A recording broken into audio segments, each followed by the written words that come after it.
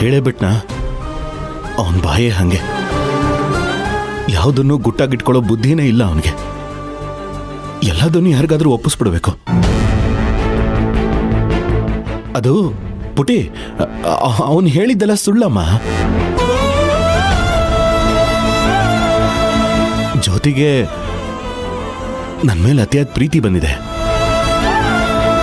ಮನೆಯವ್ರನ್ನ ಯಾರನ್ನೂ ನೋಡೋ ಹಾಗಿಲ್ಲ ಅಂತ ನೀನೇ ತೀರ್ಪು ಕೊಟ್ಟಿದ್ಯಲ್ಲ. ಆದ್ರೂ ಅವನು ಬಂದಿದ್ದಾನೆ. ಎಲ್ಲಿ ಅವಳು ಗಂಡನ್ ದೂರ ಮಾಡ್ಬಿಡ್ತಾರೆ ಅನ್ನೋ ಭಯಕ್ಕೆ ಸ್ವಲ್ಪ ರೇಗಾಡಿದಾಳಷ್ಟೇ. ಅದು ಬಿಟ್ರೆ ಅವಳಿಗೆ ನನ್ನ ಮೇಲೆ ಬೆಟ್ಟದಷ್ಟು ಪ್ರೀತಿ ಇದೆಯಮ್ಮ.